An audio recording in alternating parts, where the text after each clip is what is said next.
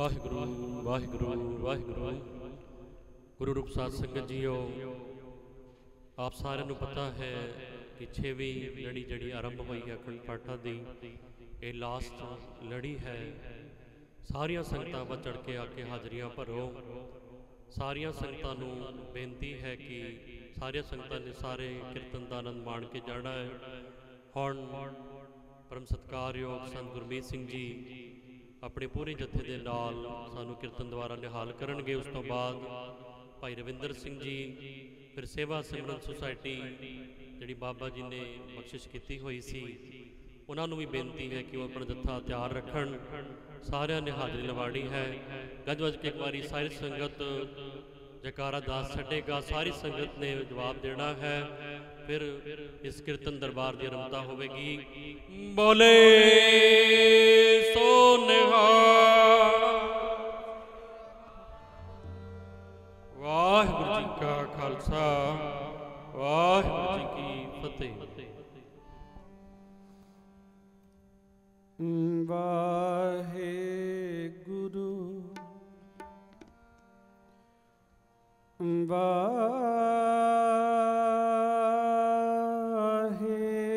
गुरु।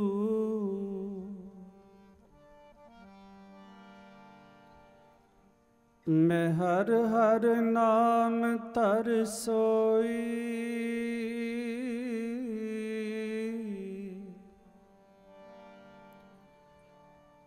ज्यों भावे त्यों राख मेरे साहिब। मैं तुझ बिन अवर न कोई, मैं ताण दीवाण तू है मेरे स्वामी।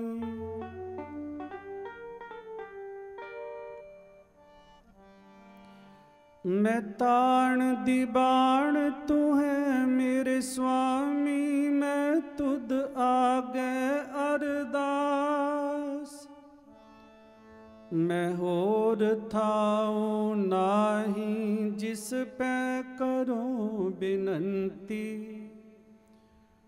मेरा दुख सुख तुझ ही पास। हौं वारी हौं वारणे, कुर्बान तेरे नाम नो। कुर्बान तेरे नाम नो। हौं वारी हौं वारणे, कुर्बान तेरे नाम नो। कुर्बान तेरे नाम नो। हौं वारी हौं वारणे, कुर्बान तेरे नाम नो। कुर्बान तेरे नाम नो।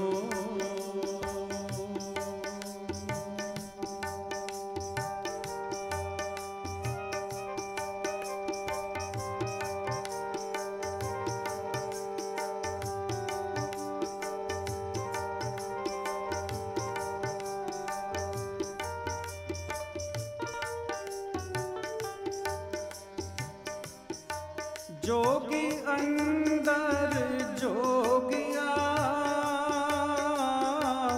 तुम भोगी अंदर भोगिया।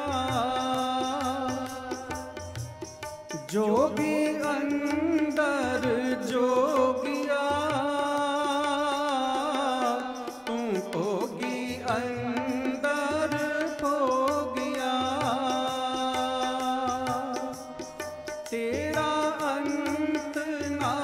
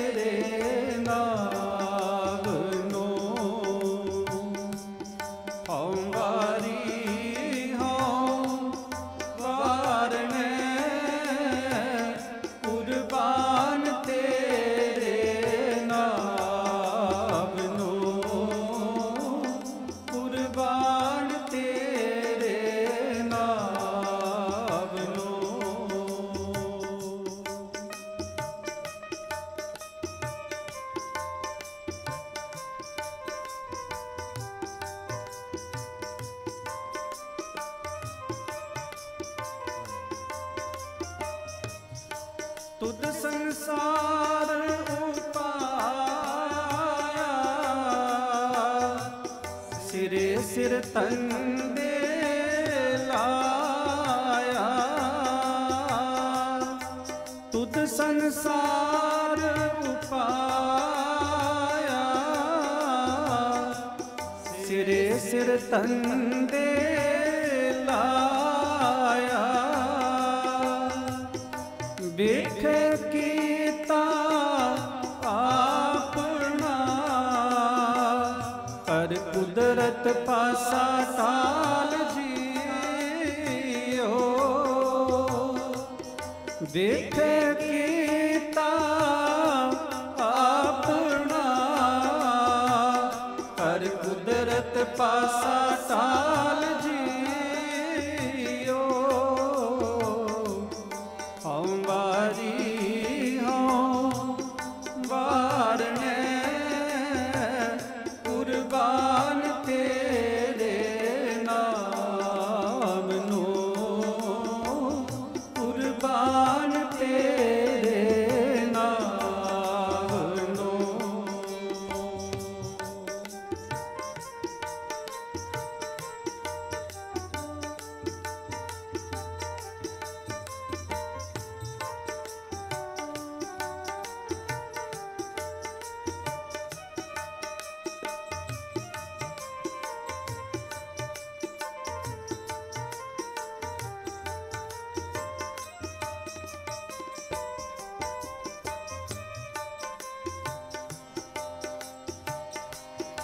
प्रगट पहाड़ जापदा, सब नावैनो पर तापदा। प्रगट पहाड़ जापदा, सब नावैनो पर तापदा। सतगुर बाज ना पायो, सब मोही माया जाल जियो।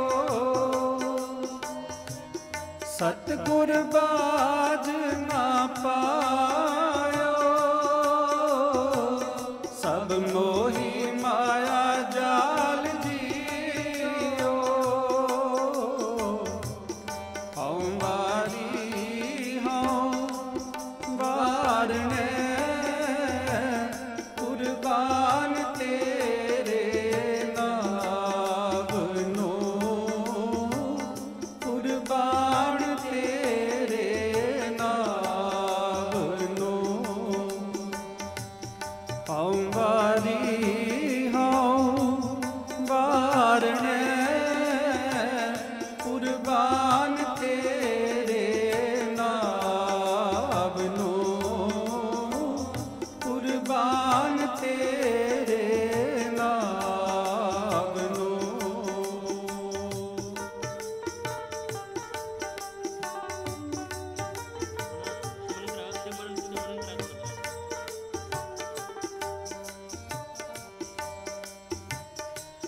सतगुर को बल जाइए, जित मिलिए परम गत पाइए। सतगुर को बल जाइए, जित मिलिए परम गत पाइए। सुर नर मुन जन लोच दे, सो सतगुर दिया बुझाए जियो।